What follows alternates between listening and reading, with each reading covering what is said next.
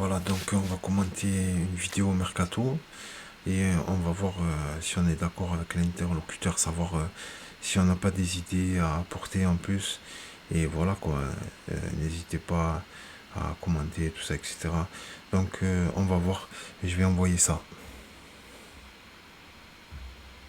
De masse salariale. De mon côté, j'imagine deux-trois arrivées pour étoffer l'effectif et remplacer les départs. On commence par les gardiens où il y a une incertitude. On entend beaucoup que Mandanda pourrait partir. Il veut pas être doublure et je pense qu'il a la Coupe du Monde en ligne de mire. Et s'il joue pas, évidemment, Didier Deschamps ne le prendra pas, même en numéro 3. Cette saison, il s'est montré au niveau, même très décisif parfois en Conference League. C'est lui qui a fini la saison, mais pas sûr qu'il commence la prochaine. Parce qu'à côté de ça, si Longoria a mis 12 millions sur Lopez, c'est pour l'installer. Il met pas tout le monde d'accord, mais il a fait une bonne saison dans l'ensemble, bon dans sa participation au jeu, des belles performances sur sa ligne parfois, même s'il peut se montrer encore plus décisif à ce niveau-là. Ouais, Lopez, il m'a plu quand même malgré tout, même s'il sort un peu trop. Il a fait bon, une bourde, je crois, à un moment donné, j'ai vu. Mais attention, il a fait des super parades hein, et il est très bon au pied.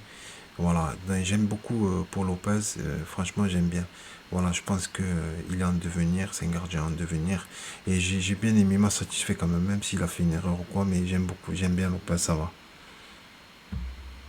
De mon côté, je garderai les deux, Lopez titulaire et Mandanda dans la rotation. Par contre, s'il décide de partir, j'ai ciblé deux joueurs. Andrei Lounine, qui est la doublure de Courtois au Real. À 23 ans, il est très prometteur, international et abordable sur le plan financier, estimé à 2 millions d'euros avec 2 ans de contrat restant. Il pourrait venir concurrencer Lopez. En plus expérimenté, j'ai pensé à Ospina, qui prolonge pas à Naples. Ça peut être une solution peu coûteuse pour doubler et concurrencer Paul Lopez. Simon, de son côté, se dirige vers un prêt. C'était la condition pour prolonger. Il devrait aller chercher du temps de jeu ailleurs. Pour le remplacer numériquement en troisième gardien, il y a Fabio Vanni qui pourrait rester une saison supplémentaire.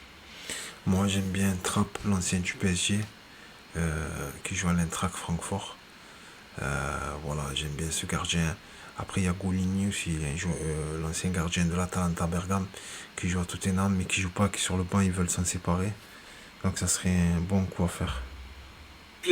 Mais rien de sûr. Ou sinon, il y a Esteban Veyes qui pourrait venir plus régulièrement avec les pros. En défense, on a l'arrivée de Samuel Gigot qui peut jouer axial gauche d'une défense à 3 ou dans une charnière classique. Très bon défensivement, plutôt bon techniquement. Comme le disait mon ami Massilia à FCM, ça a tout de la bonne pioche. Si on joue à 3 derrière, c'est important de doubler les postes. On l'a vu cette année avec la blessure de Balerdi, la situation particulière d'Alvaro. Tu perds. Ouais, Balerdi m'a pas convaincu, il est jeune, sérieux. En plus, on a payé un certain prix.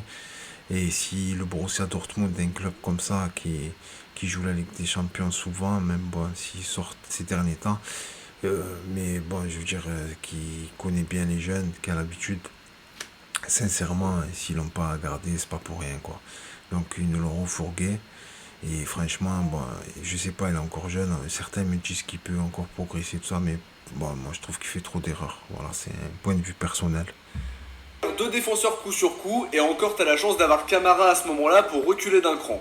Justement, Balerdi, je l'ai trouvé plutôt bon quand il a joué, notamment en libéraux, mais la concurrence et sa blessure ont tronqué un peu sa saison malgré de belles promesses. Perso, j'aime beaucoup le joueur, même s'il est encore perfectible, mais je pense qu'il va s'imposer petit à petit, il a toutes les qualités pour. Je garderai Saliba, ça s'annonce compliqué, on va espérer un miracle de Pablo pendant Ah, Saliba, on n'en parle même pas, c'est un monstre. en tout l'été. Arsenal veut récupérer 30 millions apparemment, donc la seule solution c'est un deuxième prêt avec option d'achat obligatoire pour décaler l'investissement sur la saison suivante et espérer un paiement échelonné. Apparemment il veut rester donc c'est un avantage dans les négociations. Les bonnes relations Arsenal-Longoria peuvent aider mais c'est très compliqué sur le plan financier. Arsenal veut compter sur lui et peut-être même le prolonger. En tout cas de mon côté je le mets dans mon effectif, mais si on n'arrivait pas à le faire signer, c'est assez cher, mais à 22 ans, il a un bon potentiel et déjà de l'expérience, notamment en Coupe d'Europe. Autre possibilité, saisir l'opportunité Zagadou qui ne prolongera pas avec Dortmund, un joueur qui a un bon potentiel, qui a déjà joué. Bon, Zagadou, c'est un coffre fort, quoi, physiquement. Mais franchement, je l'ai vu jouer avec Dortmund. Lucien Favre, il le faisait jouer l'ancien entraîneur suisse de Nice. Et franchement, je l'ai vu, il fait des erreurs, hein. Il fait des erreurs, Zagadou. Et d'ailleurs, après, il a plus jamais été titulaire.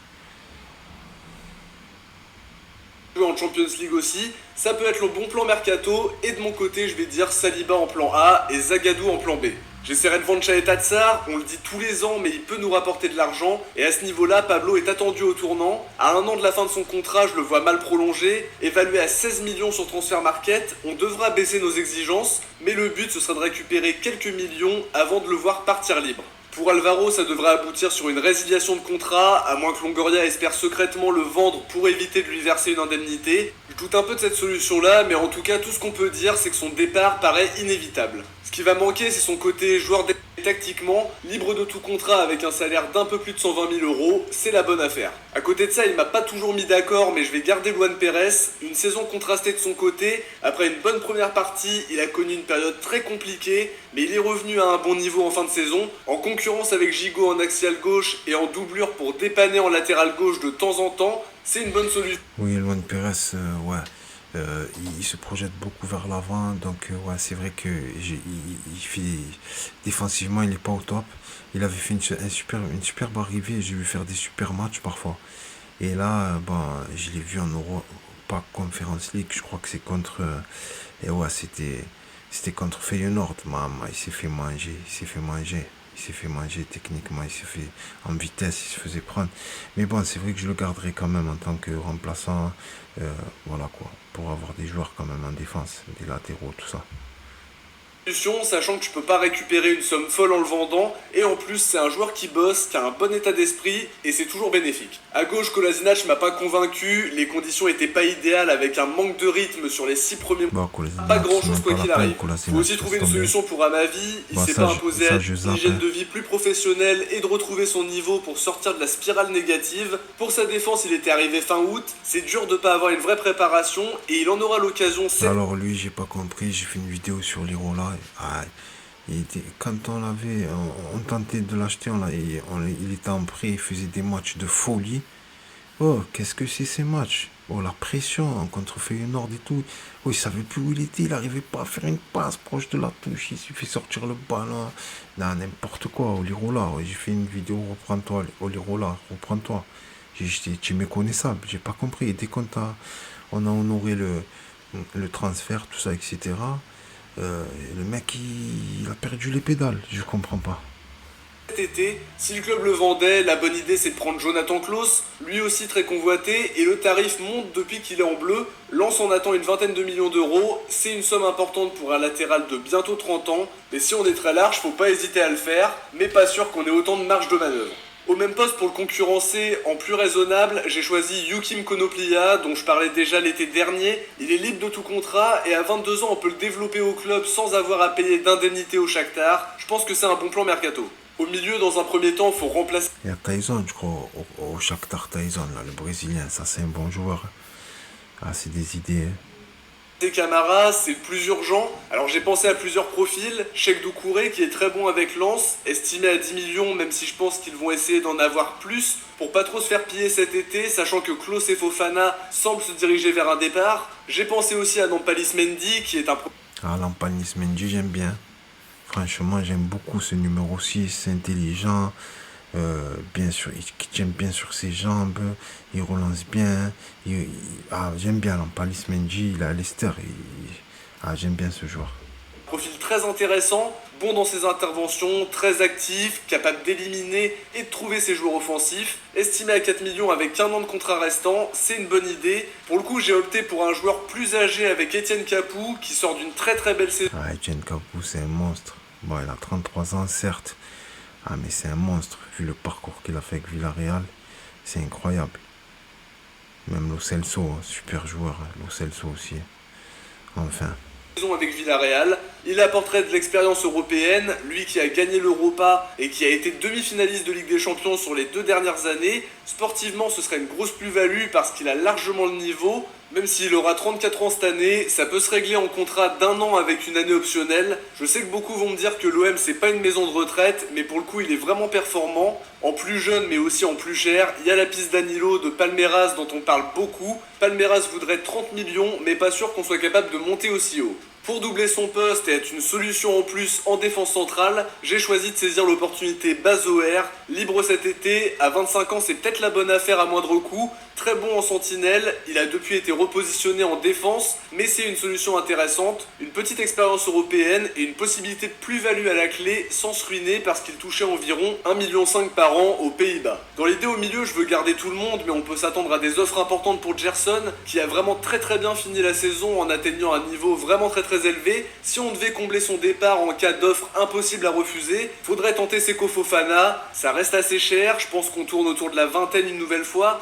mais c'est un milieu qui sait tout faire défensivement et offensivement. Je garderai Gay qui reste une solution intéressante pour solidifier l'entrejeu, il a alterné entre le bon et le moins bon. Ah, Seko Fofana, c'est un monstre, comme je l'ai dit, je me répète. Et, franchement, il joue à l'Udinese. Je l'ai vu faire des matchs terribles. Et j'ai pas compris. Il a fait un choix du cœur. Il a dit il avait des propositions en Angleterre. Il est parti au RC Lens. Ah, ça, c'est un mec qu'il faut faire, si on peut le faire. Bon cette saison, mais à son retour de la CAN, il était vraiment très bon. Je le garde pour le titulariser sur certains matchs, pour la concurrence, mais aussi pour solidifier l'équipe en sortie de banc. On n'est pas à l'abri d'une offre intéressante non plus. À côté de ça, je garde Guendouzi qui s'est rendu indispensable cette saison. Il n'y a pas de doute là-dessus. Non, mais Guendouzi, c'est le meilleur joueur. Arrêtez. Mais Guendouzi, c'est même pas la peine. On parle même pas de lui. C'est le meilleur. Juste recruter autour pour le faire souffler de temps en temps parce qu'il a fini la saison totalement cramé à force d'enchaîner. Faut aussi résilier le contrat de Strootman parce que personne va nous l'acheter et de notre côté on a besoin de limiter la masse salariale. Chez les jeunes je prêterais Target. Bon, Strootman, Strootman. Ouais, non, ça y est, c'est fini. Aline qui a eu quelques minutes, j'essaierai de le prêter du côté de la Ligue 2 par départ pourrait lui permettre de se révéler ailleurs. Si on pouvait s'approcher des 8 millions... Ouais, Luis Enrique aussi, laisse tomber, c'est la pire déception. En plus, on a mis plus d'une vingtaine de millions d'euros, je crois, sur lui. Ah, c'est un échec, hein. C'est une erreur. D'euros, ce serait plutôt pas mal. Je prêterais Conrad aussi, qui a alterné entre le bon et le moins bon avant sa blessure. Conrad, il a très bien commencé, c'est une fusée. Il a été formé à la Masia, c'est un super joueur. Il a fait des bons matchs au début, après il s'est éteint, on l'a plus fait jouer, après il était méconnaissable. Mais je pense qu'il a du potentiel. Blessure, mais il y a de belles promesses. Je pense qu'il a besoin de jouer régulièrement et je suis pas sûr qu'il pourra faire ça à l'OM. Faut aussi trouver une porte de sortie à Radonjic qui sera pas conservé par Benfica. Estimé à 5 millions avec 1 an de contrat, ce serait bien de récupérer 2 ou 3 millions et d'économiser son salaire. On garde bien sûr Payet qui aura besoin d'être épaulé parce qu'il enchaînera de moins en moins facilement. Il sort d'une très bonne saison et sera encore un joueur important la saison prochaine par sa capacité à faire la différence et par son leadership. En ce qui concerne Harit, je suis pas contre le faire revenir. J'ai bien aimé sa fin de saison. J'ai toujours un petit doute sur sa régularité, mais je trouve que c'est un profil intéressant qui peut apporter le danger dans l'axe mais aussi sur le côté. Je tenterai un prêt avec option d'achat pour décaler le paiement à la saison suivante. Sur le côté, pour apporter de la concurrence et de la qualité... Ah oui, bon, Payet, on n'en discute même pas, on est obligé de le garder. Payet, c'est, voilà, quoi, même si des fois je le trouve un peu inconstant parfois dans les grands matchs, mais bon, il a toujours cette facilité avec le ballon, les coups de pied arrêtés, les centres, les corners. Voilà, Payet, c'est Payet, hein, il est capable d'éclats du génie. Et voilà.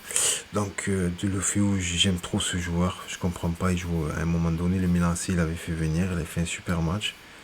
Après, je crois qu'il était parti du côté des Wolves en Angleterre, il me semble. Je crois. Le club de Espírito Santo à l'époque, quand il entraînait, où il y a une diaspora portugaise, pas mal de joueurs. D'ailleurs, là-bas aussi, il y a des joueurs où il y avait Adama Traoré, tout ça. Je crois qu'il jouait là-bas. C'est là-bas ou à Watford, je sais plus. Les couleurs, elles se ressemblent. Et bon, c'est pas des clubs de la vérité que je suis tous les jours. Donc voilà, désolé pour les erreurs s'il y en a, mais voilà, on s'est compris. Donc oui, Deulofeu, je valide. J'ai pensé à Deulofeu, c'est totalement le genre de joueur qui peut plaire à Longoria. Estimé à 10 millions, il sort d'une bonne saison avec l'Udinese, 13 buts, 5 passes D. Il a déjà joué en Champions League et en Europa. Je trouve que c'est une piste très intéressante pour renforcer les côtés. Tout en sachant qu'il peut jouer à gauche, à droite et également en deuxième attaquant. Sur nos 3 buteurs, je vais rien changer. Je garde Bakambu que j'ai envie de revoir avec une vraie prépa. Bakambu, bravo pour son engouement, son dévouement à l'Olympique de Marseille. C'est vrai qu'il n'a pas eu de chance, il a mis des poteaux et tout. Bon, il a marqué contre Strasbourg. Mais, je sais pas, à Villarreal, je le voyais, c'était un phénomène, le mec. Il plante des buts sur but. Attention aussi, Villarreal, c'est jeu poussé vers l'avant, ils ont une identité de jeu.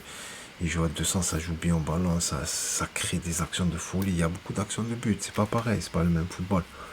Donc voilà, et voilà, moi franchement, j'aime beaucoup Cédric Bakambu, respect et tout, franchement, mais je veux plus fort devant.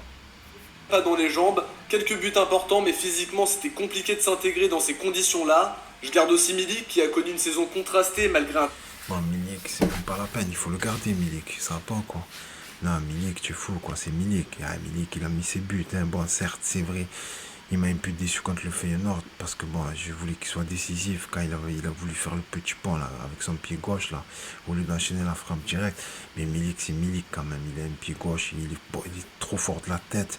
Voilà, si tu as un passeur, un mec qui distille des caviars, Milik, il est un peu lent, c'est dommage sa vitesse d'exécution, mais Milik, c'est Milik. Ah, tu vois qu'il y a un niveau, il y a un level quand même. Il y a un niveau au-dessus de. Là, tu peux pas critiquer Milik. Je ne critiquerai pas, c'est un monstre quand même. Voilà, même si des fois je l'attendais au tournant, mais Milik, c'est Milik. Respire Milik. Non, j'aime bien Milik, laisse tomber. Faut le garder. un très bon bilan statistique. Handicapé par les blessures, on espère qu'il reviendra en forme. Voilà, en fait, c'était un petit tour des mercato proposés par certains youtubeurs, etc., pour voir quel joueur pourrait être proposé à l'Olympique de Marseille. Mais bon, on va jouer la Ligue des Champions, hein, les gars. Donc voilà, il y a certains noms que j'ai aimés. Voilà, j'étais pas mal d'accord avec les interventions de, de ce youtubeur. Et voilà, c'est vrai que je suis assez d'accord avec lui dans l'ensemble. Et voilà quoi. Après, bon, c'est vrai, comme je l'ai dit, je me répète, nous on attend, c'est vrai, hein, on attend du lourd devant. Après, bon, pourquoi pas. Putain, moi j'aimerais bien un Djibala, un Suarez, tu vois, même s'il est vieux, Suarez, hein, même à son âge, bon, après tu le fais signer un an, tu vois, s'il vient à zéro, transfert à zéro, bon, c'est son salaire, c'est ça le problème. Mais s'il y a des joueurs comme ça que tu peux relancer même pour quelques années, comme, voilà, qui ont du talent inné, quoi, même s'ils sont vieux et tout, on peut dire ce qu'on veut, mais tu vas jouer la Ligue des Champions, tu as besoin de poison. Voilà. Bon, il faut pas trop de vieux non plus, mais il en faut des joueurs d'expérience. Voilà. Mais bon, moi, voilà, c'est vrai que je cherche des joueurs, voilà, quoi, des poisons. Voilà. Donc voilà, c'était la petite, comment dire, pas la minute, comme j'ai déjà dit, mais bon, c'était le petit quart d'heure sentimental. Non, je rigole, c'était le quart d'heure analyse olympique de Marseille, Mercato 2022-2023, en vue de la Champions League, de la Ligue des Champions. Et voilà, pour ne pas passer inaperçu et rater cette étape, il faut recruter et être déterminé. Voilà, je vous remercie à tous. N'hésitez pas à vous abonner, à liker. Merci beaucoup.